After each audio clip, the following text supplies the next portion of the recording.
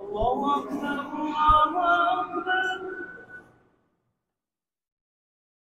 الله أكبر الله أكبر أشهد أن لا إله إلا الله أشهد أن لا إله إلا الله أشهد أن محمدا رسول الله أشهد أن محمدا رسول الله حي على الصلاة حي على الصلاة حي على الفلاح حي على الفلاح الله أكبر الله أكبر لا إله إلا الله اللهم صل على محمد وعلى آل محمد كما صليت على إبراهيم وعلى آل إبراهيم مجيد. اللهم بارك وعلى آل محمد وعلى آل إبراهيم وعلى آل إبراهيم اللهم بارك دعوة التامة والصلاة القائمة على الوسيلة الفضيلة طلعت مقام محمودا وعده.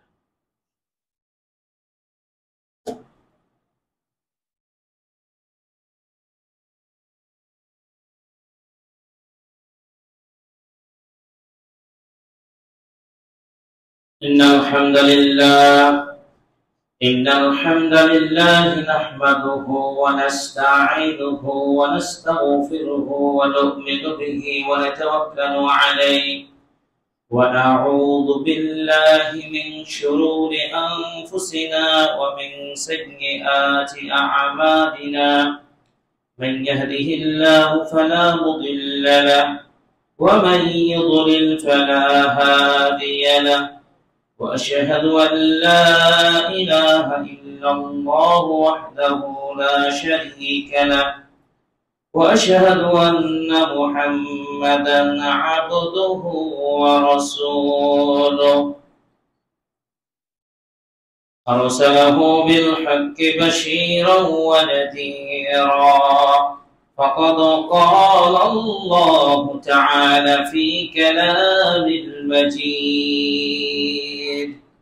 أعوذ بالله من الشيطان الرجيم يا أيها الذين آمنوا اتقوا الله حق تقاته ولا تموتن إلا وأنتم مسلمون يا أيها الذين آمنوا اتقوا الله وقولوا قولا سديدا يصلح لكم أعمالكم ويغفر لكم ذنوبكم ومن يطع الله ورسوله فقد فاز فوزا عظيما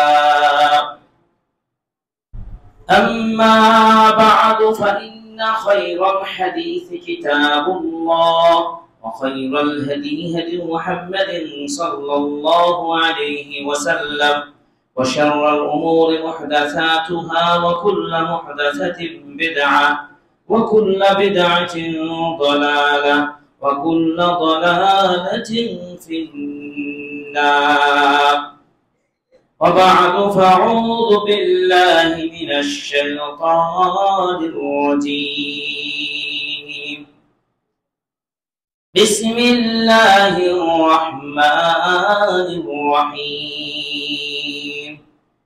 ইয়া আইয়ুহাল্লাযীনা আমানু ইন তানসুরুল্লাহা ইয়ানসুরকুম ওয়া ইউসাব্বিত আকদামাকুম। যাবতীয় প্রশংসা জ্ঞাপন করছি একমাত্র আল্লাহ সুবহানাহু ওয়া তাআলার জন্য, যে রব্বে কারীম আজকে এমন একটি প্রেক্ষাপটে আমরা এমন একটি সময়ে উপনীত হতে পেরেছি, বিশ্ব যখন মুসলিমরা নির্যাতিত হচ্ছে, বিশেষ করে ফিলিস্তিনি মুসলিম ভাই বোনদের প্রতি যেভাবে ইহুদ গোষ্ঠী নির্মম নির্যাতন চালাচ্ছে, এমন মুহূর্তেও আমরা মুসলিম বিশ্ব মহান রবের নিকট দোয়া করছি এবং আজকে জুমার দিন আমরা উপনীত হতে পেরেছি, সুস্থ রয়েছি। এজন্য আল্লাহ সুবহানাহু ওয়া তাআলার শাহে দরবারে প্রশংসা জ্ঞাপন করি, আলহামদুলিল্লাহ। দুরূদ ও সালাম বর্ষিত হোক এই পৃথিবীর সর্বশেষ ও সর্বশ্রেষ্ঠ নবী ও রাসূল আহমদ মুহাম্মদ মুস্তাফা সাল্লাল্লাহু আলাইহি সাল্লামের প্রতি অসংখ্য দুরূদ ও সালাম বর্ষিত হোক। আমরা সকলে বলি সাল্লাল্লাহু আলাইহি ওয়াসাল্লাম। প্রিয় হাজিরিন, আজকের খুতবার আলোচ্য বিষয় কখন আসবে আল্লাহর সাহায্য। প্রত্যেকের মাঝে একটা প্রশ্ন, আমরা মুসলিমরা 1 কোটি শত শত লক্ষ মুসলিম, আমরা এতগুলো মানুষ দোয়া করছি, আল্লাহর নিকট ফরিয়াদ জানাচ্ছি, আমরা সালাত আদায় করছি, আমরা আমাদের ঈমান রক্ষা করে চলেছি, আমরা দোয়া করছি, তবুও কেন আমাদের সাহায্য মেলে না? তবুও কেন আমরা মুসলিমরা নির্যাতিত হচ্ছি? আল্লাহ তাআলা কি আমাদের দিকে লক্ষ্য করছেন না? আমরা কি বঞ্চিত হচ্ছি? এই যে হতাশা, এই যে এক ধরনের বিলম্ব মনোভাব আশা পোষণ করা, শুধু তাই নয়, এমনকি অনেকে বলে থাকেন যে সত্যি কি আমাদের সাহায্য মিলবে না? সত্যি কি আমরা সাহায্য পাবো না? আমরা এইভাবে নিষ্পেষিত হব, এইভাবে লাঞ্ছিত হব, এইভাবে কি আমরা দুনিয়া থেকে নিষ্পেষিত হয়ে নির্যাতিত হয়ে দুনিয়ায় পড়ে থাকবো? আমরা আল্লাহর কাছে ফরিয়াদ করছি, আমরা কি মুক্তি, আমাদের মুক্তি হবে না? এজন্য আমাদের প্রশ্ন, কোন কাজগুলো করলে আমাদের সাহায্য মিলবে? কোন কাজ আসলে, কোন আমলগুলো করলে, কোন পদক্ষেপ পলিসিগুলো আমরা ফলো করলে আল্লাহ আমাদের সাহায্য করবে? এটি কি সত্য নয় মুসলিমরা তাদের একই সৈন্য কোটা থেকে একটা পর্যায়ে বাড়তে বাড়তে সংখ্যা বৃদ্ধি পেয়ে পরিপূর্ণ ইসলাম আল্লাহ রাসূল সাল্লাল্লাহু আলাইহি ওয়াসাল্লাম তিনি দিয়েছেন এবং প্রতিষ্ঠা করে গেছেন? সেটা কি সহজ ছিল? সে সময় মক্কার কাফেরদের নিকট কয়েক ইসলাম গ্রহণ করেছেন? নবী মুহাম্মদ সাল্লাল্লাহু আলাইহি ওয়াসাল্লামের ওহীর দাওয়াত পেয়ে আবু বকর, আলী রাদিয়াল্লাহু তাআলা আনহু, একজন দুইজন, ওমর, উসমান রাদিয়াল্লাহু তাআলা আনহুম, একজন দুইজন করতে করতে সংখ্যা বৃদ্ধি হয়েছে, কিন্তু তাদেরকেও কঠিন নির্যাতন শিকার হতে হয়েছে। আজকের বর্তমান নির্যাতন, এটা আপনার আমার দৃষ্টিতে মনে হচ্ছে অনেক বেশি, আমিও বলি অনেক বেশি নির্যাতিত হচ্ছি, কিন্তু সেই সময়ের কথাগুলো স্মরণ করুন তো। সেই সময় সাহাবীদের কষ্ট চিন্তা করেন, তাদের কি কষ্ট হয়েছে, তাদের উপরে, তাদেরকে উত্তপ্ত বালির উপরে, পাথরের উপরে চাপা দিয়ে তাদেরকে জীবন্ত হত্যা করেছে, তাদেরকে শরীরে চড়িয়েছে, তাদেরকে দিনের পর দিন তাদের প্রতি যে কষ্ট তাদের উপরে আরোপ করা হয়েছে, এমনকি প্রিয় নবী সাল্লাল্লাহু আলাইহি সাল্লাম পর্যন্ত মক্কায় থাকতে পারেন নাই, নিজ ভূমি ত্যাগ করে আল্লাহর নির্দেশে তাকে হিজরত করতে হয়েছে। এগুলো ইতিহাস। সেই কষ্টের ত্যাগ, কষ্ট বিনিময়ের মাধ্যমে ইসলাম প্রতিষ্ঠিত হয়েছে, ইসলামের বিজয় এসেছে।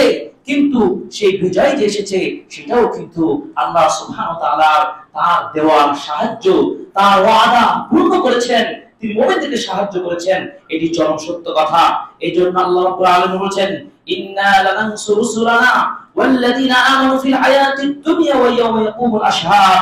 সূরা কাফির 91 আয়াতে আল্লাহ বলেছেন, অবশ্যই আমি আমার পূর্বে রাসূলগণকে সাহায্য করেছি এবং আমি মুমিনদেরকেও সাহায্য করব, দুনিয়াতে এবং পরকালেও সাহায্য করব। এটি কার অঙ্গীকার? আল্লাহ। এরপর আল্লাহ তাআলা বলেছেন সূরা মুজাদিলা আয়াত নম্বর 21, কাতাবাল্লাহ লা আগলিবান্না ইন্না ওয়া রাসূলি ইন্নাল্লাহা কাবিয়্যুন আজিজ। আল্লাহ পাক লিখে দিয়েছেন, অবশ্যই আমি এবং আমার রাসূলগণ বিজয়ী হবে, মুসলিমরা বিজয়ী হবে। এটি হচ্ছে আল্লাহ সুবহানাহু ওয়া তাআলার ঘোষণা। আল্লাহ সুবহানাহু ওয়া তাআলা ঘোষণা দিয়েছেন সূরা সাফফাত 171 এবং 73 নম্বর আয়াতে বলেছেন, ওয়ালাকাদ সাবাকাত কালিমাতুনা লিইবাদিনাল মুরসালিন, অবশ্যই আমার বাণী আমার বান্দাদের প্রতি লিপিবদ্ধ হয়েছে, ইন্নাহুম লাহুমুল মানসুরুন, অবশ্যই আমার এই বান্দার কি হবে, বিজয়ী হবে, মানসুরুন সাহায্য প্রাপ্ত হবে, এরা বিজয়ী হবে। ওয়া ইন্না জুনদানা হুমুল গালিবুন, এবং আমাদের বাহিনী মুসলিম বাহিনী এরা বিজয় হবে। এগুলো কার বাণী? মহান আল্লাহ তাআলার বাণী। আল্লাহ তাআলা ওয়াদা করেছেন, শুধু এই ওয়াদা নয় যে কেবলমাত্র শত্রুদের উপরে আমরা জয়লাভ করে এর মধ্যে সীমাবদ্ধ হব, তা নয়। ওয়াদার মধ্যে রয়েছে হতে পারে ভূমি দখল, উত্তরাধিকারী প্রদান, এবং মহান আল্লাহ তাআলা সেখানে প্রতিষ্ঠা করবেন। এই আল্লাহ তাআলার রহস্য আমাদের বুঝার মতো সেই জ্ঞান, সেই পলিসি আমাদের জানা নেই। আল্লাহ তাআলা অঙ্গীকার করেছেন সূরা নূরের 55 নম্বর আয়াতে বলছেন, ওয়া'আদাল্লাহু আল্লাযীনা আমানু মিনকুম ওয়া আমিলুস সালিহাত, আল্লাহ তাআলা অঙ্গীকার দিয়েছেন ঈমানদারদেরকে, যারা সৎ আমল করেন তাদেরকে অবশ্যই তিনি নিরাপত্তা দান করবেন, তাদেরকে বিজয় দান করবেন। এই এতগুলো আয়াত থেকে আমরা প্রমাণ করছি অবশ্যই আল্লাহর বিজয় আসবেই আসবেই, আল্লাহর সাহায্য আসবেই। কিন্তু আমাদেরকে বুঝতে হবে আমাদের হতাশা কিন্তু কাজ করছে। এত দোয়া, এত কিছু করছি, এত দান খেরাত হচ্ছে, কিন্তু দোয়া তো কবুল হচ্ছে না, মুসলিমরা নির্যাতন হয়ে যাচ্ছে। আমাদের প্রত্যেকের কি প্রশ্ন নয়? এই আমাদের প্রত্যেকের প্রশ্ন যে আমাদের কোন ধরনের ত্রুটি রয়েছে, না আমাদের কোন ধরনের গাফিলতি রয়েছে, কি প্রবলেম আমাদের দোয়া কবুল হচ্ছে না কেন? আমরা কি মুসলিমরা এখন চাইলে, বাংলাদেশিরা চাইলে ফিলিস্তিনে যুদ্ধ করতে পারবো? এই মুহূর্তে পারছি? পারবো না। করণীয় কি? কি আমাদের কাজ? কি করতে পারি? আজকে খুতবার এই সব বিষয়গুলো আপনাদের সাথে শেয়ার করব। বক্তব্যের শুরুতেই, খুতবার শুরুতে আপনাদের দৃষ্টি আকর্ষণ করব আমাদের প্রত্যেকটি আয়াত, হাদিস, বক্তব্যগুলো অত্যন্ত মনোযোগ দিয়ে শুনে নোট করার চেষ্টা করবেন। খুতবার শেষে, সালাত শেষে আপনাদেরকে কয়েকটি প্রশ্নের মাধ্যমে পুরস্কৃত করা হবে ইনশাআল্লাহ। এবার আসুন, এই যে আমাদের প্রশ্ন সভা, যে আমরা বিজয়ী হচ্ছি না কেন, কেন আমরা লাঞ্ছিত হচ্ছি, এই কথার আগে আপনাদেরকে আমাদের এই কথা মনে রাখতে হবে। 1 নম্বর, কোরআন কার বাণী? আল্লাহর বাণী। এতে কোনো সন্দেহ আছে? কোনো সন্দেহ নেই। 2, এই কিতাব, এটি এমন একটি কিতাব যার কোনো মিথ্যার সুযোগ আছে? কোরআনে কোনো মিথ্যা নেই, কোনো সংশয় নেই। কোরআনের যে ওয়াদা রয়েছে 3, এই ওয়াদা কি সত্য নাকি মিথ্যা? তাহলে কোরআন বিশ্বাস করি, কোরআনে কোনো সন্দেহ নাই, কোরআনে কোনো মিথ্যা নাই, কোরআনের ওয়াদা সত্য, তাহলে এত কিছু হওয়ার পরেও কেন আমরা সত্যিকার বাস্তব মাঠে আমরা আমাদের বিজয় দেখতে পাচ্ছি না? এই ক্ষেত্রে আমরা 2টি সম্ভাবনা, প্রস্তাবনা গবেষণা করে আপনাদেরকে তুলে ধরতে পারি। প্রথমত, হয়তো আমরা নিজেরাই আল্লাহর সাহায্যের যোগ্য হতে পারিনি, হয়তো আমরা আল্লাহর সাহায্য পাওয়ার যোগ্য বান্দা হতে পারি নাই, আর আমরা আল্লাহর যে শর্তে আমাদের বিজয় দান করবেন সে শর্ত পূরণ করতে পারিনি। সম্ভাবনা বলছে, কিন্তু গবেষণা রিসার্চ করে আপনাদেরকে আমরা এই প্রস্তাবনা চিন্তা করেছি যে হয়তোবা আমরা আল্লাহর সাহায্য গ্রহণ করার মতো সেই ধরনের মুসলিম হতে পারিনি। আর দ্বিতীয়ত, আল্লাহ তাআলা আমাদের যে শর্ত দিয়েছেন সেই শর্ত হয়তো পূরণ করতে পারেনি। কারণ আল্লাহ সুবহানাহু ওয়া তাআলা বলেছেন সূরা মুহাম্মদ 47 নম্বর আয়াত নম্বর 7, তিনি বলেছেন, ইয়া আইয়ুহাল্লাযীনা আমানু ইন তানসুরুল্লাহ, আল্লাহ পাক বলেন, হে ঈমানদার লোকেরা, তোমরা যদি আল্লাহকে সাহায্য করো, ইয়ানসুরকুম, তিনি তোমাদের সাহায্য করবে। এটি শর্ত নয়? তুমি যদি আমাকে টাকা দাও, তোমার আমি কাজটা করে দেব, শর্ত নয়? তুমি যদি আমার কথা শোনো, তোমার কাজটি আমি করে দেব, এই শর্ত নয়? এটি আল্লাহ তাআলা বলছেন 47 নম্বর সূরা মুহাম্মদের 7 নম্বর আয়াতে। দায়িত্বহীন আল্লাহর দাবিটা, শর্তটা আমাদেরকে তুলে ধরেছেন। ইয়া আইয়ুহাল্লাযীনা আমানু, হে ঈমানদার লোকেরা। যেন তেন সাধারণ মুসলিম মানুষকে আল্লাহ বলে নাই, জেনারেলি কম সকল মানুষকে বলে নাই, খাস করে ঈমানদারদের বলেছেন, ইন তানসুরুল্লাহ, তোমরা যদি আল্লাহকে সাহায্য করো, ইয়ানসুরকুম, তিনি তোমাদেরকে সাহায্য করবেন। কখন আসবে আমাদের সাহায্য? ওয়া ইউসাব্বিত আকদামাকুম, এবং তিনি তোমাদেরকে স্থির করবেন, তোমাদের পাগুলোকে শক্ত করে দিবেন, অর্থাৎ তোমাদেরকে বিজয় দিবেন ইনশাআল্লাহ। এটি আল্লাহ দাবি। পূর্ববর্তী মুমিনগণ যদি কখনো বিজয় দেরি হতো, তাদের পলিসি কি ছিল? আজকের কথা বাদ দেন, পূর্ব যুগে খলিফাদের যুগে, নবীগণের যুগে, পূর্ব সালাফদের যুগে যদি কোনো ভাবে মুসলিমরা নির্যাতিত হতো, শত্রুদের মোকাবেলা করত, কিন্তু মোকাবেলা করে বিজয় হতে পারত না, অথবা আল্লাহর সাহায্য তারা পেয়ে ধন্য হতো না, তখন তাদের মানহাজটা কি ছিল? এই মানহাজের সাথে আপনাদের মিলাতে হবে। কি তারা কি করতেন? যে কিভাবে আমরা লড়াই করছি বিজয় হয় না, কারণ কি? তার কারণ উদ্ঘাটন করতেন। সেই কারণ উদ্ঘাটন করে এটা পেত যে তারা নিজেদের কর্ম পাপ নিয়ে চিন্তা করতো। আমরা আমাদের কি চলাফেরা ঠিক আছে? আমাদের আমল আখলাকে ঠিক আছে, নাকি আমাদের ত্রুটি আছে? সার্চ করে দেখতে হবে আমাদের ত্রুটি আছে, অবশ্যই ত্রুটি আছে, না হলে কেন আমরা বিজয় হবো না? আমরা সংগ্রাম করছি, রক্ত জ্বালাচ্ছি, নারী শিশু সকল শহীদ হচ্ছি, কিন্তু ব্যাপারটা কি? তারা এই চিন্তা করতো।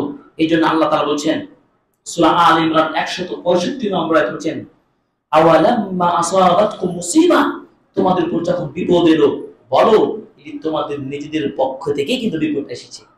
যাহারাল ফাসাদু ফিল বাররি ওয়াল বাহরি বিমা কাসাবাত আইদিন নাস, স্থল এবং জলভাগে যে ফাসাদগুলো, বিপর্যয়গুলো হচ্ছে তোমাদের হাতের কর্ম।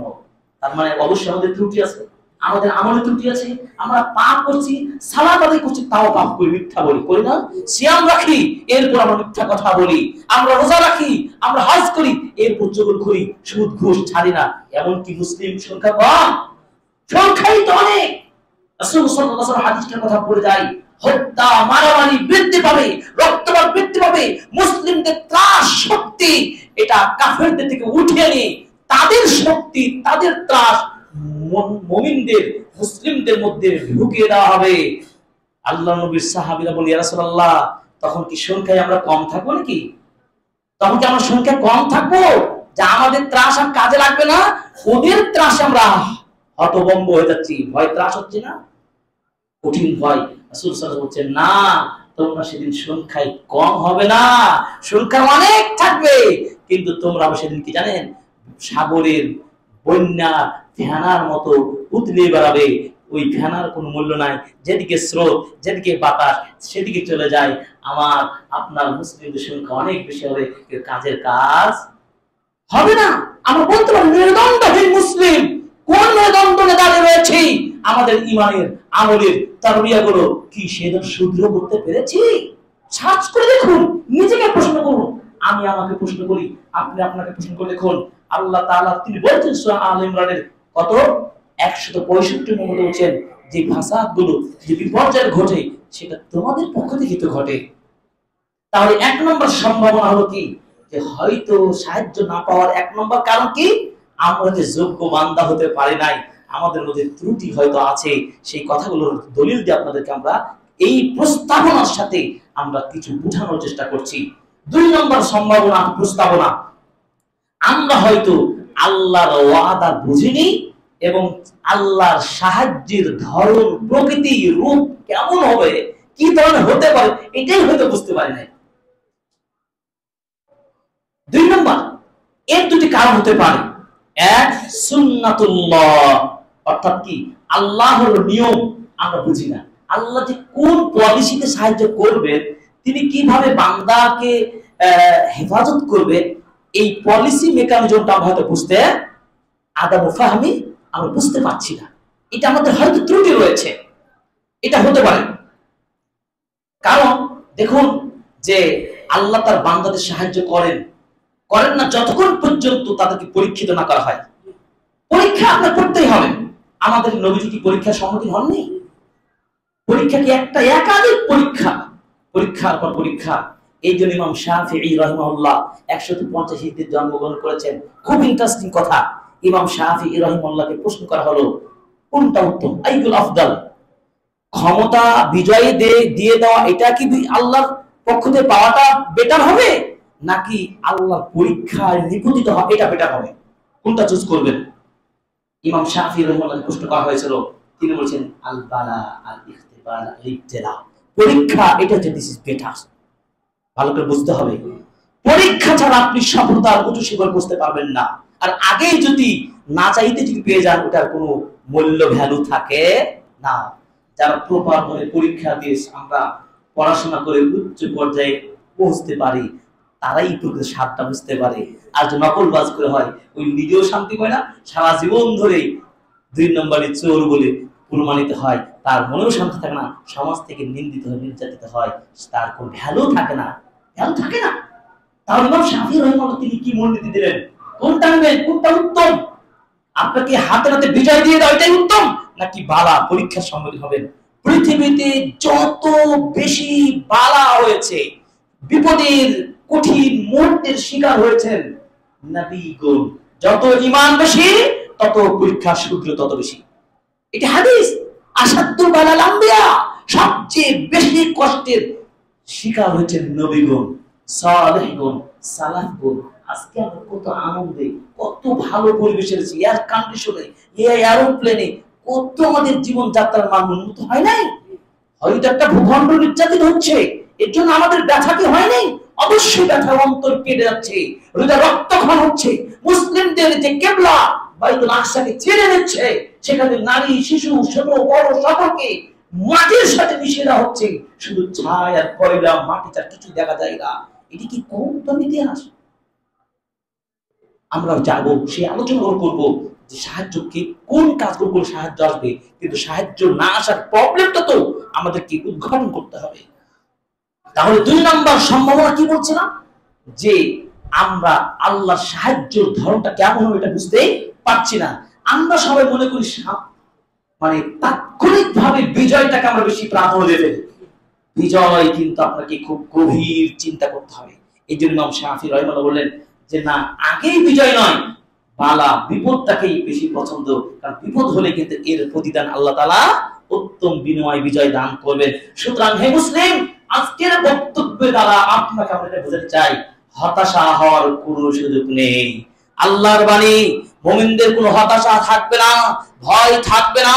মুমিনদের তাদের ত্রুটি যদি থাকে, এই ত্রুটিগুলো তারা ব্যবহার করবে, সংশোধন করে, নতুন ভাবে নবায়ন করে, আপডেট করে, মহান রবের কাছে যদি সেই ধরনের আমরা যদি ফিরে যেতে পারি, তাহলে অবশ্যই আমাদের বিজয় আসবে।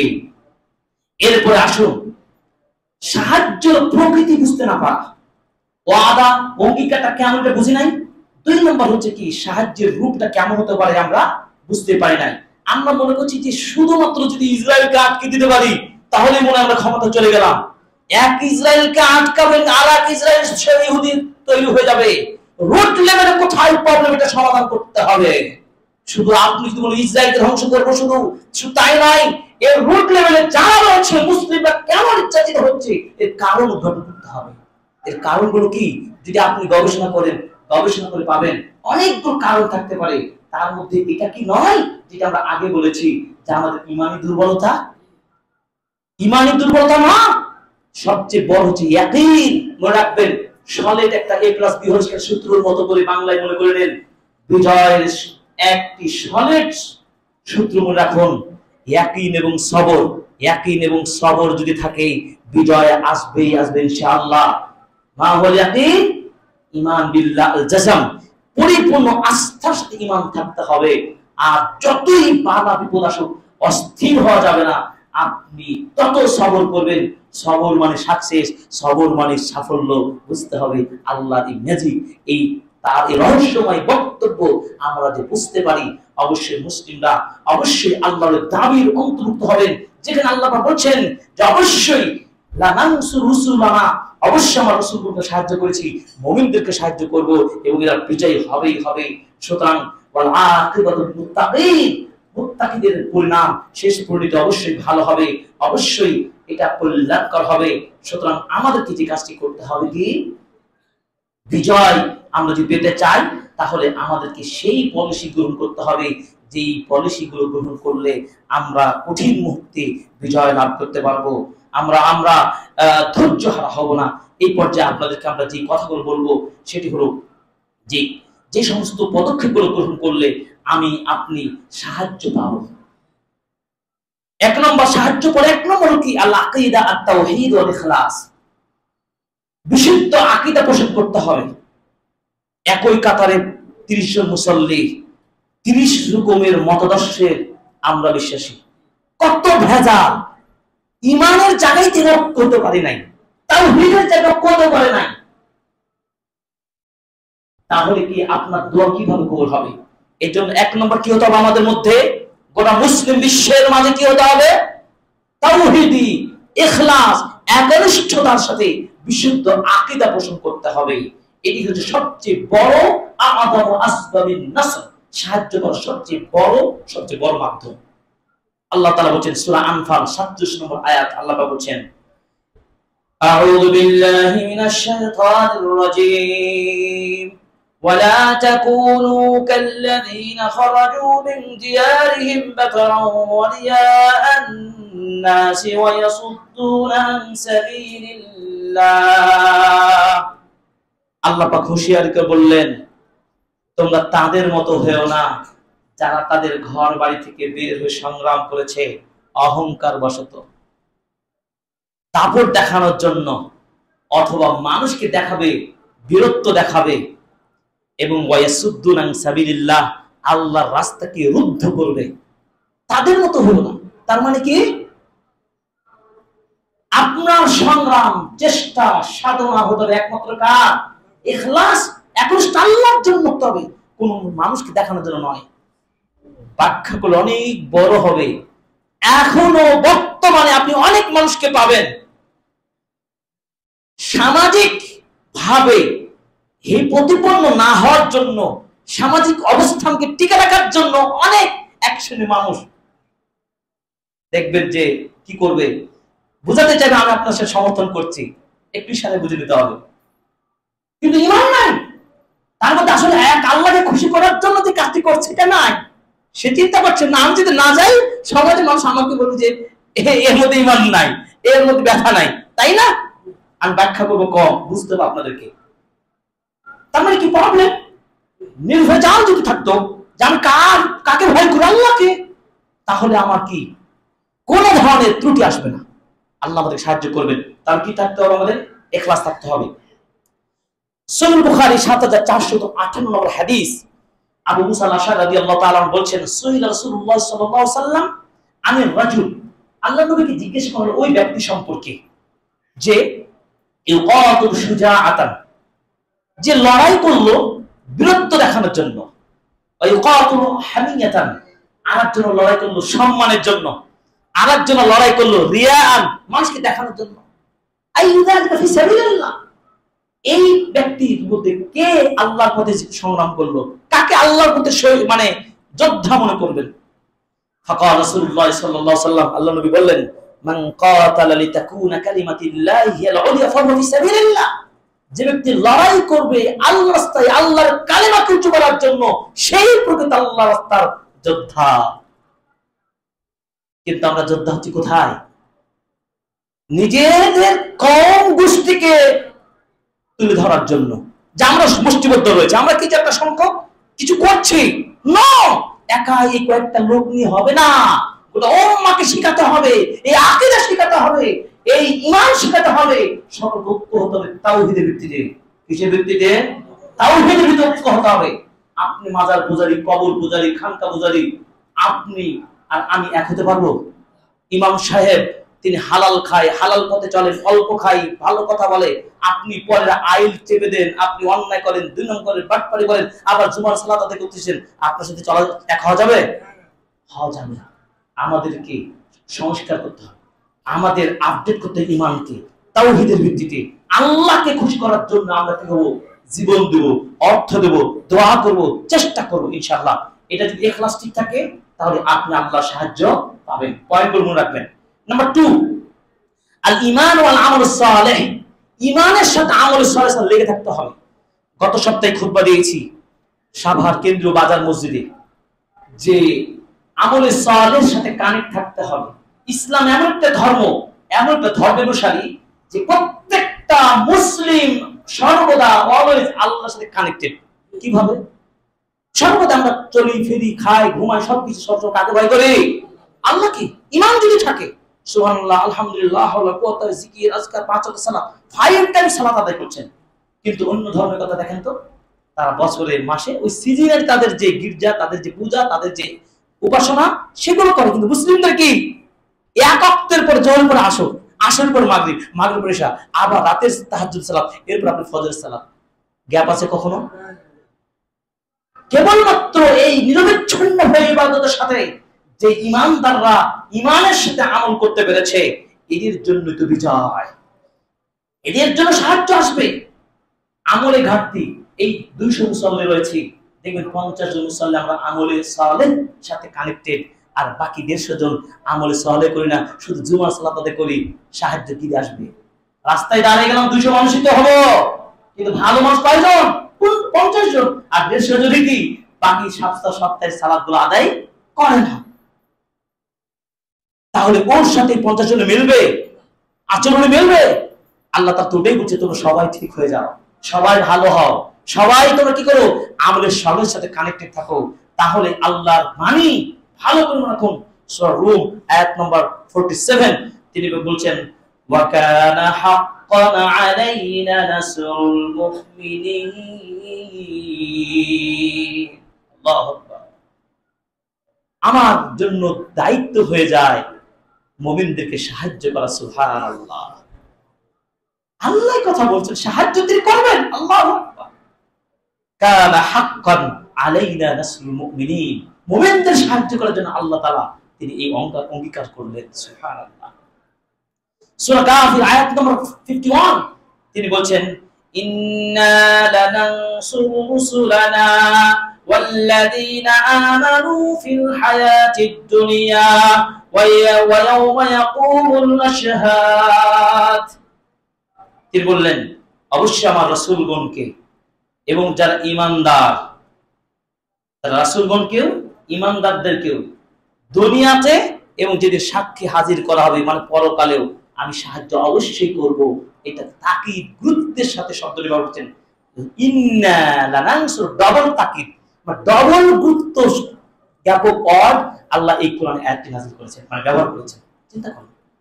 এরপর বলছেন, ইন্নাল্লাহা ইউদাফিউ আনিল্লাযীনা আমানু, আল্লাহ তাআলা কি করবেন?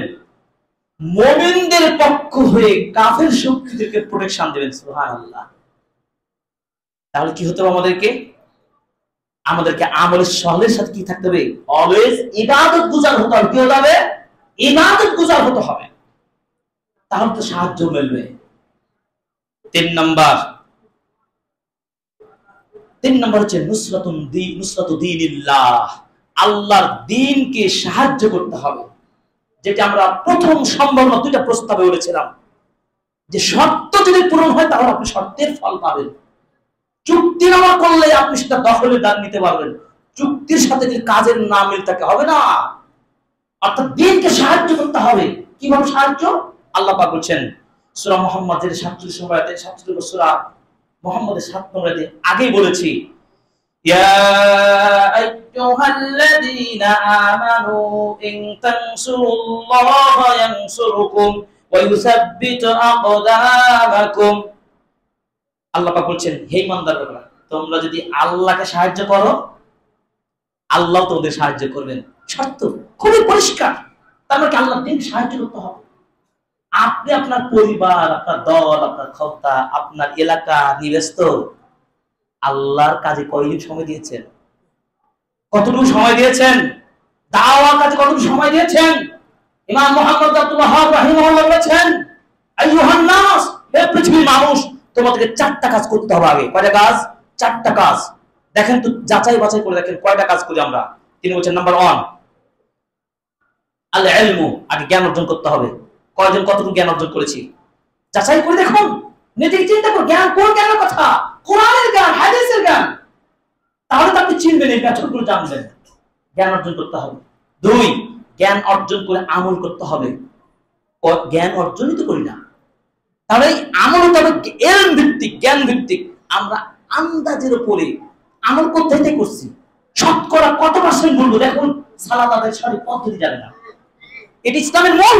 আর সালাত ইমাদুদ্দিন, দ্বীনের খুঁটি, এটা বেস, একেবারে মূল ফাউন্ডেশন সালাত। এই সালাতটা সঠিক আমি করতে জানি না, কিভাবে আপনার বাকি কাজগুলো কবুল হবে? চিন্তা করেন। তিনি বলছেন তাহলে কয়টা কাজ করতে হবে? আগে নলেজ, জ্ঞান অর্জন করুন, জ্ঞান অর্জন করে 2 নম্বর আমল করুন, 3 নম্বর যা শিখেছেন, যা আমল করছেন এটা দাওয়াত করে দেন। দাওয়াতি কাজ করি, নিজেদের স্বার্থ হাসিল চিন্তা করি সব সময় নো, দাওয়াতি কাজ সেইভাবে যেভাবে করা উচিত করছি না। ওই যে 1 নম্বর শর্ত কি, ইখলাসের সাথে করছি না, শুধু নিজের স্বার্থ হাসিলের জন্য দাওয়াতি কাজ করছি। সাহায্য পাবেন কোথায় থেকে? 4 নম্বর কি, দাওয়াতি কাজ করতে গিয়ে আপনার উপরে বিপদ আসতে পারে, ব্যথা আসতে পারে, ক্ষোভ আসতে পারে, আপনি কি করে সবর করবেন? যুদ্ধের ময়দানে সবচেয়ে বড় ট্যাবলেট হচ্ছে সবর, ঈমান এবং সবর। যেটা আগে বলেছি, ঈমান এবং সবর যদি না থাকে আপনি সাকসেস হতে পারবেন না। আমরা দুনিয়াতে দেখেন না, বাংলাদেশের প্রেক্ষাপটে দেখেন না, নির্যাতিত কারাবরণকারী যে সমস্ত নেতারা দেশীয় প্রেক্ষাপটে, উনি কি একবার সংসদে গেছে নাকি? কত জেল হাজত খাটতে হয়েছে, কত তাকে পয়সা খরচ করতে হয়েছে, কত ত্যাগ স্বীকার করতে হয়েছে, এরপরে তো একটা জায়গায় বসতে পেরেছে। এটা দুনিয়ার কথা বলছি। আর আপনি চিন্তা করছেন, গোটা বিশ্ব মুসলিমদের চিন্তা করছেন, সেখানে আমার আপনার কোথায় রয়েছে নলেজ, কোথায় আছে আমাদের আমল, কোথায় আছে আমাদের দাওয়াতি মিশন, কোথায় আছে আমাদের সবর? এই জন্য বলছিলাম দিনকে সাহায্য করতে হবে, তাহলে আপনি আল্লাহর সাহায্য পাবেন। আল্লাহু আকবার। এই যে সূরা হজ 40 এবং 21 নম্বর 41 নম্বর আয়াতে বলছেন, আল্লাহ পাক বলছেন, দেখুন, ওয়ালা ইয়ানসুরান্নাল্লাহু মান ইয়ানসুরুহু ইন্নাল্লাহা লাকাবিয়্যুন আজিজ। অবশ্যই আল্লাহ রাব্বুল আলামিন ওই সকল লোককে বিজয় দান করবেন, সাহায্য করবেন যারা আল্লাহ তাআলাকে সাহায্য করবেন। ইন্নাল্লাহা লাকাবিয়্যুন আজিজ, নিশ্চয় আল্লাহ তাআলা কি মহান শক্তিধর, মহাপ্রতাপশালী, তার মতো কি ক্ষমতাবান আছে? তাহলে আল্লাহকে আমরা আগে তাকে আমরা সহায়তা করতে হবে। কি দিয়ে? টাকা দিয়ে না, পয়সা দিয়ে না, ঈমান এবং আমল দিয়ে, ধন ও মাল দিয়ে আপনি সংগ্রাম করবেন, দাওয়াতি কাজ করবেন। এটা হচ্ছে দ্বীনকে সাহায্য করা। আল্লাযীনা ইম্মাক্কান্নাহুম ফিল আরদি আকামুস সালাতা ওয়া আতুজ যাকাতা ওয়া আমারু বিল মা'রুফি ওয়া নাহাউ আনিল মুনকারি ওয়া ইলাল্লাহি আকিবাতুল উমুর। আল্লাহ পাক বলছেন, তাদের মধ্যে যাদেরকে জমিনে আল্লাহ তাআলা স্থান করে দিয়েছেন, জমিনে কি আমরা আছি না, খাই না, চলি না, আমাদেরকে আল্লাহ জীবন তো রেখেছেন, জীবন দান করেছেন। এই জমিনে ওই সকল লোকদেরকে আল্লাহ তাআলা ক্ষমতা দিবেন, আল্লাহর সাহায্য আসবে যারা নাম্বার 1 আকামুস সালাহ, সালাত প্রতিষ্ঠা করবে। শুধু নিজের মধ্যে নয়, নিজের মধ্যে পরিবার, সমাজ, রাষ্ট্রীয়ভাবে এই সালাতের গুরুত্ব তুলে ধরবে। ওই অধিবাসী, ওই এলাকা, ওই সিটি, ওই শহর, তারা সালাত আদায় প্রতিষ্ঠা করবেন। 2 ওয়া আতাউজ যাকাত, যাকাত দান করবে। ওয়া আমারু বিল মা'রুফি, মানুষকে ভালো কাজের আদেশ দিবে। ওয়া নাহাউ আনিল মুনকারি, মানুষকে মন্দ কাজ থেকে বাধা দেবে। এই কাজ যদি করতে পারে তাহলে আল্লাহ তাআলা তাদেরকে তো সাহায্য করবেন। চিন্তা করতে পারেন কয়টা কাজ? এই 4টা কাজ। এই জন্য তিরমিজির একটা হাদিস মনে রাখবেন, 2169 নম্বর হাদিস, খুব চমৎকার একটি হাদিস। এই হাদিসটা আপনি শুনবেন এবং আয়াতটা মিলাবেন। সূরা হজ্জের 40-31 নম্বর আয়াতে আল্লাহ রাসূল বলেছেন, আন হুযাইফা ইবনে ইয়ামান রাদিয়াল্লাহু তাআলা আনহু আনিন নবী সাল্লাল্লাহু আলাইহি ওয়াসাল্লাম قال, হুযাইফা ইবনে ইয়ামান রাদিয়াল্লাহু তাআলা আনহু তে বর্ণিত, তিনি বলেছেন রাসূল সাল্লাল্লাহু আলাইহি ওয়াসাল্লাম বলেন, ওয়াল্লাযী নাফসি বিয়াদিহি লা তা'মুরুনা বিল মা'রুফি ওয়া লা তানহাউনা আনিল মুনকার। তিনি বলছেন, ওই আল্লাহর কসম করে বলছি যার হাতে আমার প্রাণ রয়েছে, ওই আল্লাহ শপথ করে বলছি, আল্লাহ নবী বলছেন, হে পৃথিবীর মানুষ, তোমরা সবাই সর্বদা আল্লাহর পথে মানুষকে ভালো কাজের আদেশ দেবে। কি করবে? ভালো কাজের আদেশ দেবে। 2 ওয়ালা তানহাউনা আনিল মুনকার, আর অবশ্যই মানুষকে মন্দ কাজ থেকে নিষেধ করবেন, বাধা দিবেন। ওয়াও অথবা লা ইউশিকান্নাল্লাহ, যদি এই 2টা মেথড যদি ফলো না করেন, নবীজি বলে দিলেন ভবিষ্যৎবাণী, ভালো করে বুঝেন, যদি তোমরা এই কাজটা না করো, ভালো কাজের আদেশ দেওয়া এই কাজটা না করো, অথবা মন্দ কাজ থেকে মানুষকে প্রোটেকশন না করো, বাধা না দাও, অচিরে আল্লাহ তাআলা তোমাদের উপরে এমন শাস্তি নাযিল করবে ইয়াবাআসা আলাইকুম ইকাবান মিনহু, এমন শাস্তি তিনি দেবেন, সুম্মা তাদউনাহু, এত বড় শাস্তি যে তোমরা তো দোয়া করতে চাইবে, সবাই দোয়া করবে, ফালা ইস্তাজাবু লাকুম, কিন্তু দোয়া কবুল হবে না। কি প্রেজেন্ট কন্ডিশনটা কি দেখুন, তাই হচ্ছে না। এত মানুষ দোয়া করছে, দোয়া কবুল হচ্ছে না, তার মানে কি? জোরে চালান। এই আপনাদের সিদ্ধিগঞ্জ এলাকার লোকদের আপনি চিন্তা করেন যে আমরা কতটুকু এই কাজটা করছি, সময় দিয়েছি, কতটুকু কাজটা করছি নবীর ভবিষ্যৎবাণী। দোয়া কবুল, এটাই আপনার গজব, এটাই গজব নবীর ভাষায়, আমার ভাষায় নয়।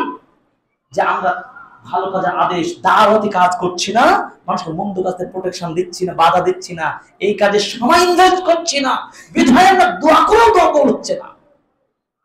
অতএব আমাদের বিজয় যদি ছিনে আনতে হয়, আমাদের বিজয় পেতে হয়, তাহলে কিন্তু আল্লাহর দ্বীনকে সাহায্য করতে হবে এই দাওয়াতি কাজের মাধ্যমে। মনে রাখবেন দাওয়াতি কাজ কত বড় দামি। একটা হাদিস যদি আপনি শুনেন, আজকে এই মুহূর্তে আপনার অন্তরে স্থান করবেন, দাওয়াতি কাজ করতে হবে হবে, যতদিন বেঁচে থাকবো আমি দাওয়াতি কাজ করেই বলবো ইনশাআল্লাহ।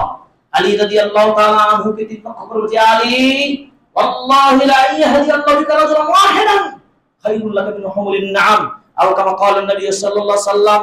আল্লাহ নবী আলী রাদিয়াল্লাহু তাআলা আনহু লক্ষ্য করে বলেন, আলী তুমি যদি একজন মানুষকে হেদায়েতের পথে আনতে পারো, একজন মানুষকে যদি দ্বীনের পথে ফিরিয়ে আনতে পারো, তোমার জন্য তৎকালীন সময়ে সৌদি আরবের লাল উটের চেয়েও দামি হবে কাজটি। সুবহানাল্লাহ। একজনকে দাওয়াতি কাজে নামাজি বানালাম, তার মানে একটা লাল উটের সমান সমান মূল্য হয়ে গেল, এটা স্বাভাবিক হিসাব। আরেকজন, দুইজন, তিনজন, একটা হাদিস, দুই। আমার মনে হয় আজকের বক্তব্যে হাদিস শোনার পর আপনারা কেউ বসে থাকবেন না ইনশাআল্লাহ। কি থাকবেন আপনারা? দুই নম্বর কি, আপনি একটা মানুষকে নামাজি বানালেন, ওই মানুষটা নামাজ পড়ে ভালো কাজ করে যত সওয়াব পাবে, ফুললি ফুল আপনি তত সওয়াব পাবেন। সুবহানাল্লাহ। মান দাল্লা আলা খাইরিন ফালাহু কারাজুল মুসলিম। যতটুকু মানুষকে আপনি দেখে আমলটা করাবে, ওই আমলটা উনি যা সওয়াব পাবে আপনি সমগ্র সওয়াব পাবেন, কোনো ধরনের কমানো হবে না, বাড়ানো হবে না। সুবহানাল্লাহ। চিন্তা করতে পারেন? তাহলে দাওয়াতি কাজ আপনাকে করতে হবে কি হবে না? তাহলে এই দাওয়াতি কাজ করতে হলে আগে কি করতে হবে? ভুলে যেতে হবে না। ওই যে চারটা কি মনে আছে? জ্ঞান অর্জন, আমল, দাওয়াতি কাজ এবং সবর। আহসানতু, বারাকাল্লাহু ফিকুম। এই পথ, এই মেথড নিয়ে আপনাকে চলতে হবে। আরেকটি হাদিস সহিহ বুখারী 3612 নম্বর হাদিস। আজকে যে নির্যাতনের মধ্যে আপনারা আমরা কঠিন ভাবে নির্যাতিত, ফিলিস্তিন মুসলিমরা নির্যাতিত না? সে সময় মক্কায় নির্যাতিত হচ্ছিল সাহাবীগণ। এই নির্যাতন, সেই নির্যাতন কত কঠিন নির্যাতিত। আল্লাহ নবী সাল্লাল্লাহু আলাইহি ওয়াসাল্লাম খাব্বাব বিন আরাত রাদিয়াল্লাহু তাআলা বলছেন, শাকাউনা রাসূলুল্লাহ সাল্লাল্লাহু আলাইহি ওয়াসাল্লাম, আমরা আল্লাহ নবী সাল্লাল্লাহু আলাইহি ওয়াসাল্লামের নিকট অভিযোগ করলাম, আবেদন করলাম, ইয়া রাসূলুল্লাহ, এমন অবস্থা আল্লাহ নবী দেখছেন তিনি বাইতুল্লাহর কাবা ঘরের পাশে তিনি তার উড়না বা চাদরটাকে বালিশ করে তিনি একটু রেস্ট করছেন, এমন অবস্থায় তার নিকট অভিযোগ করছেন, ইয়া রাসূলুল্লাহ আলা তাস্তানসিরু লানা, আল্লাহ তাদউল্লাহ লানা, হে আল্লাহর নবী আপনি কি আল্লাহর কাছে সাহায্য চাইবেন না? আপনি কি আল্লাহর নিকট দোয়া করবেন না? আমরা নির্যাতিত হচ্ছি, আমাদের ঘর বাড়ি তারা ছিন্ন ভিন্ন করে ফেলেছে, আমাদেরকে রাস্তায় ছেঁচড়ে আঘাত করছে, শহীদ করে দিচ্ছে, আমরা ঈমান নিয়ে বেঁচে থাকতে পারছি না। নবীর নিকট সেই সময় সাহাবীদের আবেদন ছিল তাদের সাহায্য চাওয়ার জন্য, আপনি কি আল্লাহর কাছে দোয়া করেন, আল্লাহর জন্য আমাদের সাহায্য করেন, আল্লাহর জন্য আমাদের প্রতি বিজয় দান করেন, আমরা যেন সান্ত্বনা পাই, আমরা যেন সুখ পাই, এইভাবে নবীর কাছে আবেদন জানালেন। আল্লাহর নবী সাল্লাল্লাহু আলাইহি ওয়াসাল্লাম বলেন, কান রাজুল ফী মান ক্বাবলাকুম, হে আমার সাহাবীরা তোমরা জানো তোমরা যে নির্যাতিত হচ্ছ, তোমাদের পূর্বের নির্যাতনের ইতিহাস শোনো। পূর্বের যুগের মানুষদেরকে জীবন্ত মাটির সাথে অর্ধ বডি তাকে পুঁতে দেওয়া হতো, এরপর তার মাথায় আঘাত করে করে দুনিয়ায় জীবন্ত মানুষকে হত্যা করা হতো। এই শাস্তি পূর্বের যুগের ঈমানদারদের হয়েছে। শুধু তাই নয়, তাদেরকে শুয়ে দেওয়া হতো, তাদের মুখের মধ্যে করাল দিয়ে তাদেরকে চিবিয়ে তাদেরকে নিহত করা হতো, কষ্ট দেওয়া হতো, শাস্তি দেওয়া হতো। এর চাইতে তোমাদের সাথে কি বেশি মনে করছো? চিন্তা করতে পারছেন? মনে রাখবেন পৃথিবীর মানুষ, নবী সাল্লাল্লাহু আলাইহি ওয়াসাল্লাম হাদিসটা শুনে আপনার ভালোবাসা বেড়ে যাবে, আপনার হতাশা দূর হবে। আজকে সাময়িকভাবে ফিলিস্তিনের নির্যাতন চলছে বটে, আজকে মুসলিমদেরকে ইহুদি শক্তির ধ্বংস করে দিচ্ছে এটা বটে, কিন্তু নবীর বাণীটাও সত্য, মুসলিমদের বিজয় একদিন আসবেই আসবে ইনশাআল্লাহ। মুসলমানদের বিজয় ঠেকাতে পারবে না। তিনি বললেন এমন একটা সময় আসবে, এমন একটা কাল আসবে যেদিন মানুষ সানা থেকে হাজার মাইল পর্যন্ত তারা চলাফেরা করবে, কোন ধরনের ভয় ভীতি তার কেউ আটকাতে পারবে না। নিরাপদ মুসলিমদের তার শক্তির ঈমান নেই, তারা মাঠে মাঠে চলবে। কিন্তু নবীজি বলছেন ওয়ালাকিন্নাকুম তাস্তাজিলুন, কিন্তু তোমরা এত তাড়াহুড়া করছো কেন? বুঝছেন নবীর মানে আজকের কথা 1450 বছর পূর্বে নবীর মক্কাতে এই কথা, তিনি এই কথা ভবিষ্যৎবাণী করেছেন। আতা আমরুল্লাহ, আল্লাহর বিষয়ে সমাধান আসবেই, কিন্তু তোমরা তাড়াহুড়া করো না। আপনার যুদ্ধ করার মতো প্রস্তুতি তৈরি হয় না, যুদ্ধ করবেন কিভাবে? বুঝতে পারেন নাই? অবশ্যই আপনি অবশ্যই যুদ্ধ করবেন কাফের শক্তির সাথে, এটা ঈমান বলে। কিন্তু আপনাকে আগে প্রস্তুতি গ্রহণ করতে হবে। প্রস্তুতি ছাড়াই যদি আপনি সংগ্রাম করেন শত্রু পক্ষের সাথে, আপনি বিজয় হতে পারবেন? পারবেন না। আমাদের প্রবলেম গুলো আপনি সলভ করে নেন, আপনার প্রস্তুতি গুলো গ্রহণ করেন। বদর যুদ্ধ বলেন, উহুদ বলেন, প্রস্তুতি ছাড়াই যুদ্ধ হয়েছে না। তাকাব্বুর, অহংকার, দাম্ভিকতা সব বিসর্জন দিতে হবে আপনাকে। হুনাইনের যুদ্ধের কথা আপনাকে স্মরণ করতে চাই। হুনাইন যুদ্ধের কাহিনীটা একটু বলি। রাসূল সাল্লাল্লাহু আলাইহি ওয়াসাল্লামের সাহাবীগণ সেদিন হুনাইন যুদ্ধে 14,000 মুসলিম সৈন্যবাহিনী আর কাফেররা 4,000, এবং তাদের অন্যান্য নারী পুরুষ ছিল, শিশু ছিল। মুসলিমরা মনে করেছিল যে মনে হয় আমরা এটা কোনো ব্যাপারই না, 14,000 সৈন্যবাহিনী আমাদের, আমরা বিজয় ছিনিয়ে আনতে পারবো, কোনো ব্যাপারই না। কিন্তু ঘটনা যখন তাদের মধ্যে একটা দাম্ভিকতা, একটা গৌরব ভাব চলে আসলো, বিজয় তখন টালমাটাল হওয়া শুরু করলো, ব্যাপারটা কিন্তু ভিন্ন দিকে চলে যাচ্ছে। আল্লাহর নবী সাল্লাল্লাহু আলাইহি সাল্লাম তিনি কোন আয়াত তিনি শুনে দিলেন, আল্লাহ তাআলা নাযিল করে বললেন সূরা আত-তাওবার আয়াত নম্বর 25, তিনি বললেন যে দেখুন লাকাদ নাসারাকুমুল্লাহু ফি মাওয়াতিনা কাসীরা, আল্লাহ অবশ্যই তোমাদেরকে অনেক যুদ্ধ, অনেক ক্ষেত্রে বিজয় দান করেছেন, সাহায্য দান করেছেন।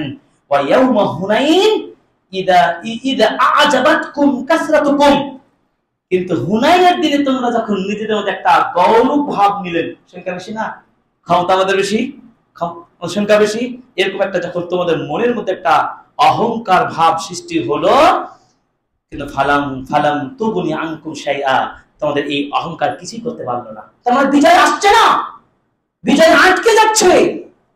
দেখুন একটু ত্রুটি, সামান্য ত্রুটির একটা ভাব সৃষ্টি হচ্ছে, এমন মধ্যে কোরআন আয়াত নাযিল হয়ে গেছেন, এতটুকু ত্রুটি থাকলো বিজয়, সংখ্যায় থাকে বিজয় হয় না। এর বাস্তব প্রমাণ ইসলামের প্রথম যুদ্ধের কথা মনে করেন, বদরের প্রান্তের কথা চিন্তা করেন। মাত্র 313 জন সাহাবী নিয়ে আল্লাহর নবী কাফেরদের বিরুদ্ধে সংগ্রাম করে বিজয় হয়েছে, জয় নেই, বিজয় হয়েছে। যদিও পরবর্তী তারা মুসলিমদের বিজয় হয়েছে হুনাইন যুদ্ধে, কিন্তু প্রবলেম আপনার আমার মধ্যে থাকা চলবে না। ঐক্য হতে হবে, আমাদের মধ্যে দাপটে অহংকার মুক্ত ঈমানী চেতনা গড়ে তুলতে হবে, ইউনিটি হতে হবে ঈমানের উপরে, তাওহীদের উপরে। ইনশাআল্লাহ আপনার আমার বিজয় আসবে। এবার আসুন, এই যে আল্লাহ সুবহানাহু ওয়া তাআলার সাহায্য পাওয়ার জন্য 4 নম্বর মূলনীতি বলছিলাম, কি করতে হবে? আল্লাহর দ্বীনকে সাহায্য করতে হবে। 4th নম্বর, আল্লাহর দ্বীন, আল্লাহর কালেমার উপরে ঐক্য হতে হবে, ওটা বলে দাওয়াতি কাজ করতে হবে। 3 নম্বর। 4th নম্বর মূলনীতি কি? যে ইজতিমাউল কালিমা আল হক, হকের উপরে সবাই ঐক্য। ধরেন আমাদের বাংলাদেশে বলে না ভাই রাজনীতির মাঠে রাজনীতিতে থাক, আমরা ইসলামের সবাই ঐক্য। কথাটা শুনতে তো অবশ্যই ভালো লাগছে, ভালো না? আমি ইসলামের কথা যখন আসবে, আপনার ঘর বাড়ির কথা রাখে দেওয়া, ইসলামের পক্ষে সবাই ঐক্য করবো না বলেন? হতে হবে, হয়নি হয়তো আগে, কিন্তু এখন আচ্ছা দেওয়া যাবে না। এই কথাই আল্লাহ তাআলা বলেন, ওয়া'তাসিমু বিহাবলিল্লাহি জামিআন ওয়া লা তাফাররাকু, হে পৃথিবীর মানুষ তোমরা আল্লাহর রজ্জুকে শক্তভাবে ধারণ করো, তোমরা কখনো বিচ্ছিন্ন হয়ো না। কারণ আল্লাহর বাণী, কিন্তু আমরা ইউনিট হতে পেরেছি, আমাদের বিচ্ছিন্নতা। এবং নিজেদের মধ্যে ত্রুটি থাকলে কি করতে, পরস্পরের ত্রুটি থাকলে কি করতে, সমঝোতা করতে হবে। কি বললাম? সমঝোতা করতে হবে। আমার ভাইয়ের সাথে, আমার প্রতিবেশী দোকানদারের সাথে, ওই পাড়ার সাথে ত্রুটি হতেই পারে। ইসলাম বলছেন ফাত্তাকুল্লাহা ওয়া আসলিহু যাতা বাইনিকুম, আল্লাহকে ভয় করো। ইমাম সাহেব আপনার সাথে আমার বন্ধু, ভাই ভয় করেন, এই তুমি ভয় করো। ভাই আমাদের মধ্যে ভুল বোঝাবুঝি হয়েছে, কারেকশন করে নি। কার উদ্দেশ্যে? আল্লাহর উদ্দেশ্যে। ইসলাম সেই মেথড দিয়েছে। সুতরাং এই উম্মাহকে ঐক্য হতে হবে তাকওয়া এবং সংশোধনের ভিত্তিতে। তার মানে মতাদর্শ, মত পার্থক্য থাকবে, সেটাকে ইসলামের সাথে কারেকশন করতে হবে তাকওয়ার ভিত্তিতে। কিসের ভিত্তিতে? তাকওয়ার ভিত্তিতে। এই জন্য আল্লাহ পাক বলেন وَأَطِيعُوا اللَّهَ وَرَسُولَهُ وَلَا تَنَازَعُوا فَتَفْشَلُوا وَتَذْهَبَ رِيحُكُمْ।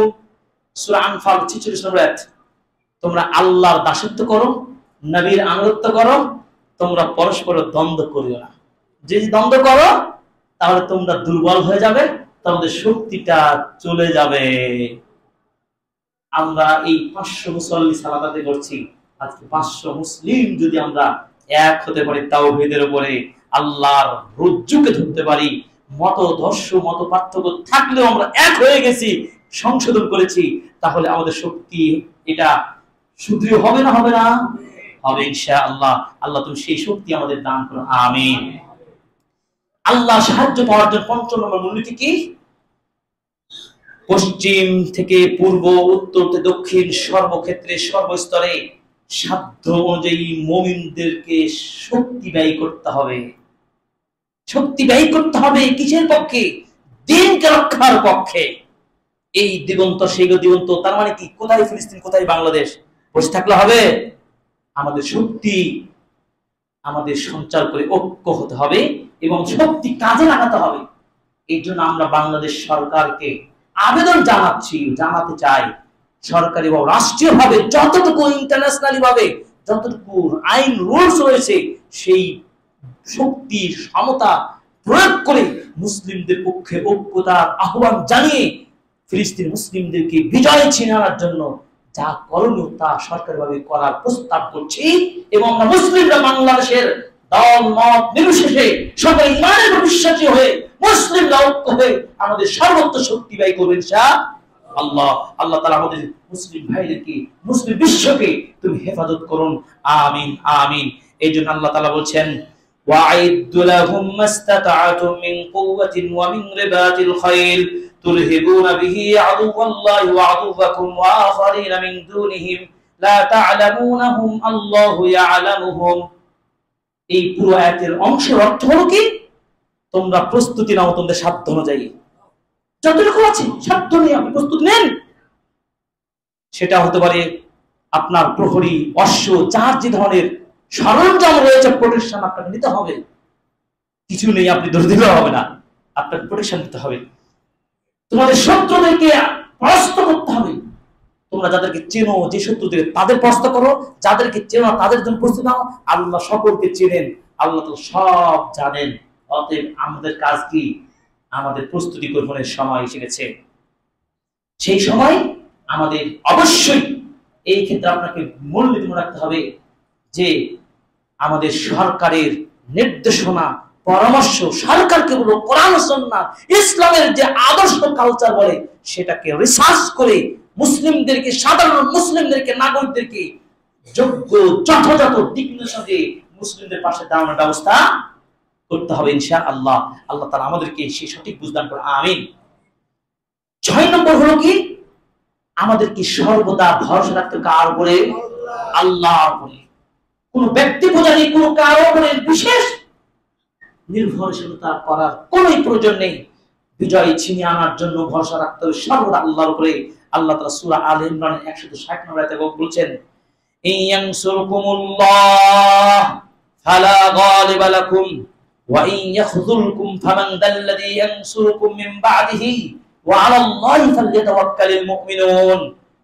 তোমরা যদি আল্লাহকে সাহায্য করো, আল্লাহর পথে এগিয়ে এসো, পৃথিবীর কোন শক্তি তোমাদের উপরে বিজয় লাভ করতে পারবে না। তোমরা যদি বিজয়ী না হও, তোমরা যে সাহায্য প্রাপ্ত না হও, কে আছে তোমাদেরকে সাহায্য করবে?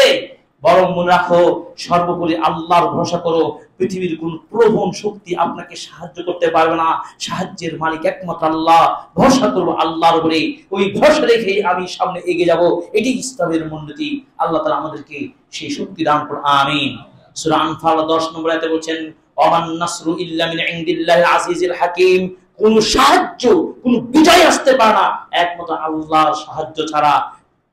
হয়তো আমরা ভয় করি, অমুক দেশের রাষ্ট্রপ্রধানকে যদি তেল না মারি তাহলে আমার বিজয় আসবে না। ওই যুগ শেষ হয়ে গেছে বাংলার জমিনে।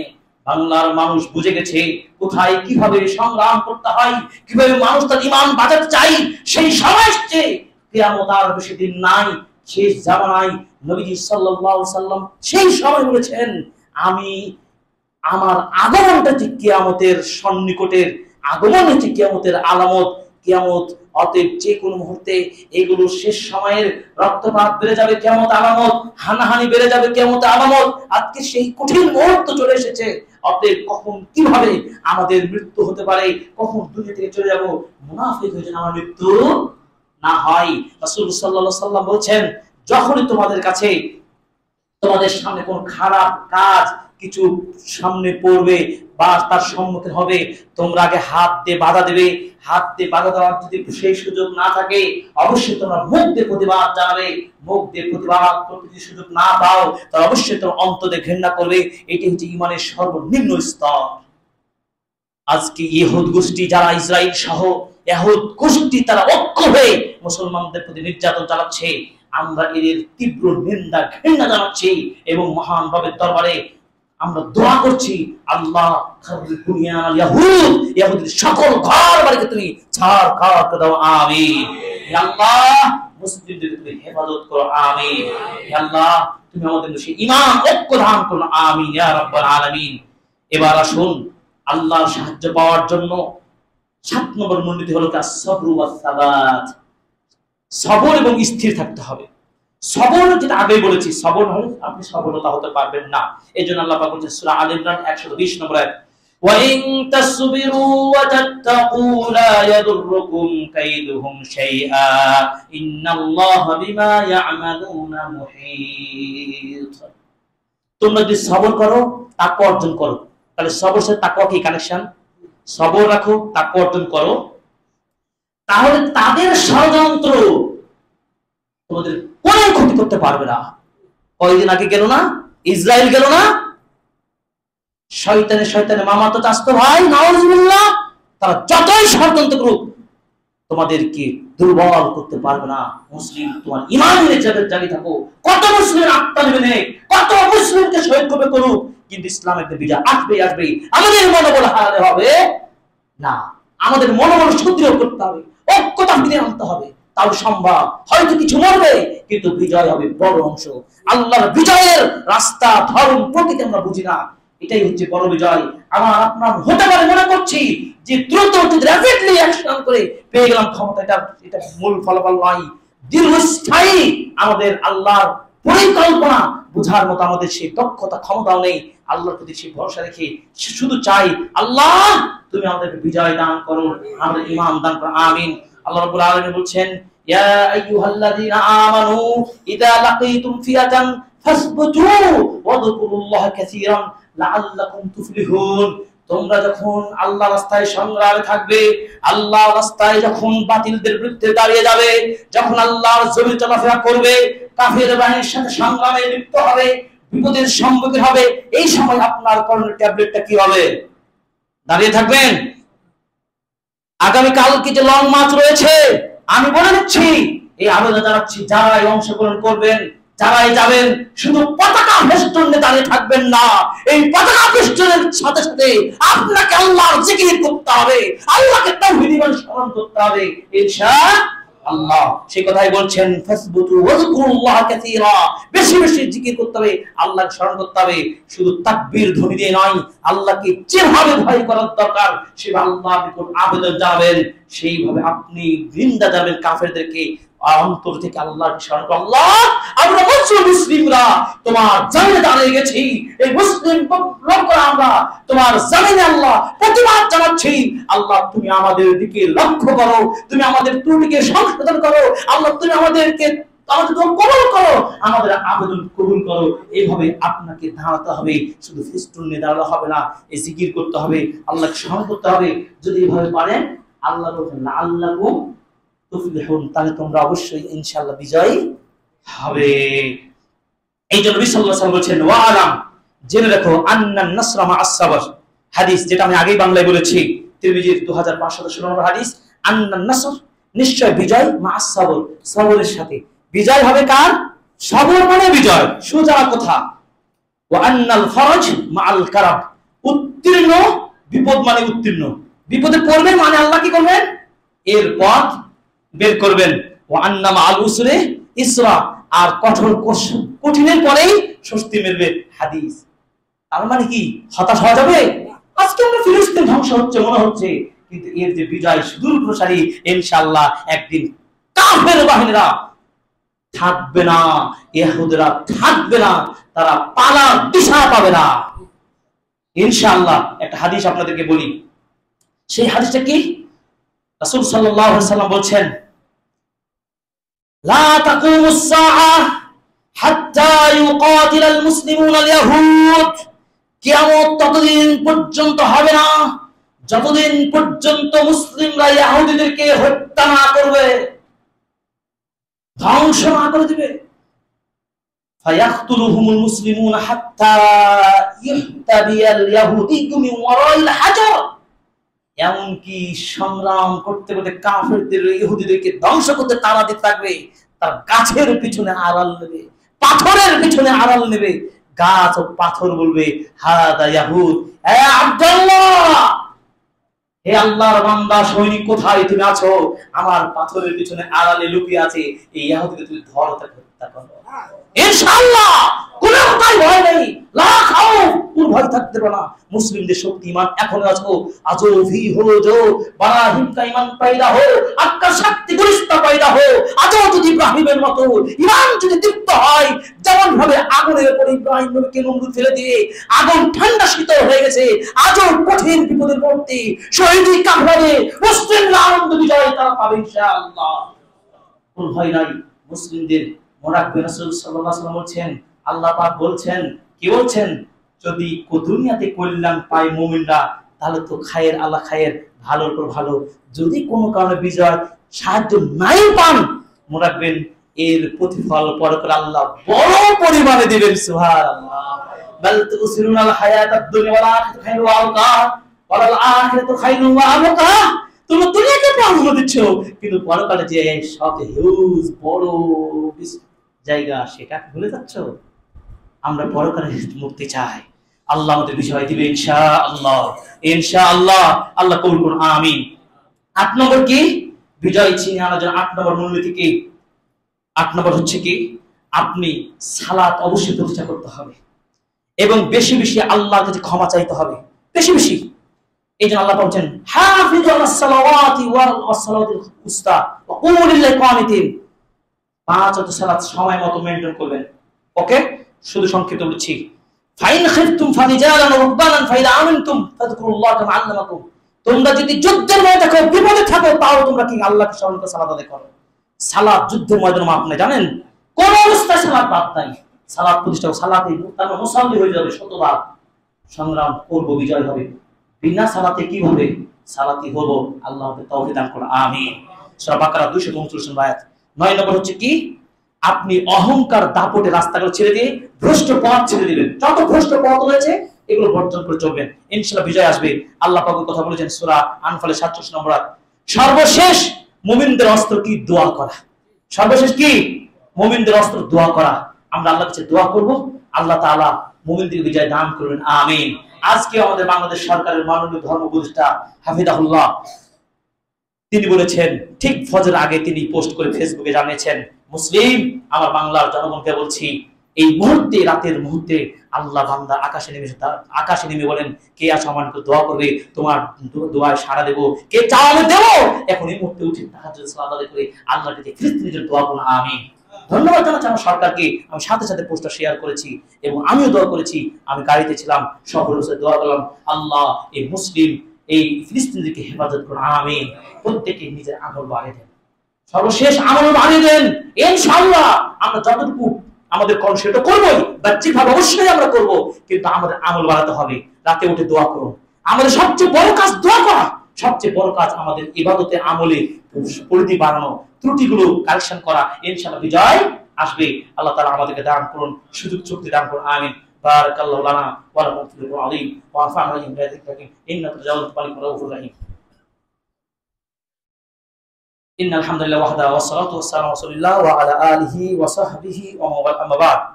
হে আল্লাহ, আজকের জুমার খুতবায় আমরা আলোচনা করছিলাম মাতা নাসরুল্লাহ, কখন আল্লাহর সাহায্য আসবে। আল্লাহর সাহায্য আমরা পাওয়ার জন্য অবশ্যই আল্লাহর কাছে দোয়া করি, আল্লাহ রাব্বুল আলামিন যেন আমাদেরকে সাহায্য দান করেন, আমিন। আল্লাহ তাআলার সাহায্য অতি নিকটে রয়েছে। আল্লাহর কথা কখন সেই সাহায্য আসবে আমরা জানি না। সাহায্য পাওয়ার জন্য অবশ্যই আমরা আল্লাহর কাছে দোয়া করি, আল্লাহ তাআলা আমাদেরকে যেন দ্বীনের উপর অবিচল থাকা তৌফিক দান করে। 1 2 বেশি বেশি আল্লাহকে স্মরণ করুন। 3 আল্লাহ এবং রাসূলের আনুগত্য করুন। 4 সব ধরনের দ্বন্দ্ব ফাসাদ ও অভ্যন্তরীণ আমরা বর্জন করে চলি। 5 নম্বর হচ্ছে আমরা অবশ্যই সবরের সাথে থাকি, ইনশাআল্লাহ আল্লাহর বিজয় আসবে। আল্লাহ তুমি আমাদের কবুল করুন, আমিন। আমরা এই মসজিদের উন্নয়নের জন্য যতটুকু পারি আমরা পরস্পরের মধ্যে সহযোগিতা করব। আল্লাহ তাআলা দান খায়রাত করে, এটাও কিন্তু বড় আমাদের সংগ্রাম। আল্লাহ তাআলা আমাদেরকে দান খায়রাত করে দ্বীন ইসলামকে উজ্জীবিত করার শক্তি দান করুন, আমিন। আল্লাহর কাছে দোয়া করছি, এইভাবে দোয়া করব, আল্লাহ আল্লাহুম্মা আইদিল ইসলাম ওয়াল মুসলিমিন, আল্লাহুম্মা আইজিল ইসলাম ওয়াল মুসলিমিন, আল্লাহুম্মা আনসুর ইসলাম ওয়াল মুসলিমিন ফি কুল্লি মাকান ওয়া খাসাতান ফি ফিলিস্তিন, আমিন। ওয়া গাজ্জা, আল্লাহুম্মা দাম্মির দিয়ার আল ইয়াহুদ ফি ইসরাইল ওয়া গাজ্জা ওয়া ফিলিস্তিন, আল্লাহুম্মা আমিন। আল্লাহুম্মা দাম্মির দিয়ারহুম ওয়া জালজিল আকদামহুম ওয়া শাত্তাত শামলাহুম ওয়া মাসসিক জামাআহুম ওয়া খাররিব বুনয়ানহুম ওয়া খালিফ বাইনা কালিমাতিহিম ওয়া আলqi ফি কুলুবিহিম الرعب وخذهم أخذ عزيز مقتدر وأنزل بهم باسمك بأسك الذي لا ترد عن القوم المجرمين، آمين. اللهم أيد بنصرك الفلسطينيين واحفظهم وارحمهم وتقبل موتهم كالشهداء واشفي جرحهم ومرضاهم وارزقهم من حيث لا يحتسبون وأقم لهم دولة مستقلة ذات سيادة وحل أزمنتهم حلا سليما شاملا عادلا دائما وبصفات عاجلة برحمتك يا أرحم الراحمين. سبحانك ربك رب العزة عما يصفون. ربنا لا تزغ قلوبنا بعد إذ هديتنا وهب لنا من لدنك رحمة إنك أنت الوهاب. ربنا لا تدع لنا ذنبا إلا غفرته ولا دينا إلا قضيته ولا هما إلا فرجته ولا مريدا إلا شفيته ولا ضالا إلا هديته ولا مبتلى إلا ولا مضل عافيته ولا مظلوما إلا نصرته ولا ميتا إلا رحمته يا أكرم الأكرمين يا ذا الجلال والإكرام يا أكرم الأكرمين يا ربي لك الحمد يا أرحم الراحمين. اللهم اغفر لنا اللهم اغفر لنا اللهم انصر إخواننا في فلسطين، آمين.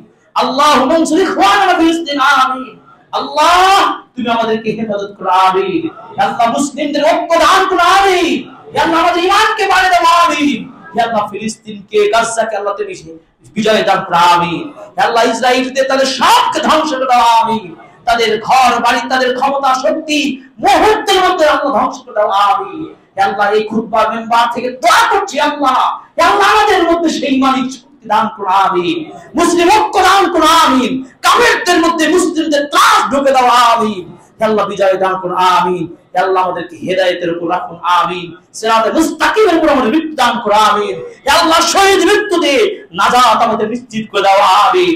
আল্লাহ আমাদের ভুল ত্রুটি ক্ষমা করো, আমিন। হে আল্লাহ আমাদের অসুস্থদেরকে সুস্থ দান করো আমিন রব্বানা তাকাব্বাল মিন্না ইন্নাকা আনতাস সামিউল আলিম ওয়া তুব আলাইনা ইন্নাকা আনতাত তাওয়াবুর রাহিম সুবহানা রাব্বিকা রাব্বিল ইজ্জাতি আম্মা ইয়াসিফুন ওয়া সালামুন আলাল মুরসালিন ওয়ালহামদুলিল্লাহি রাব্বিল আলামিন আমিন আমিন কুমু লিস-সালাহ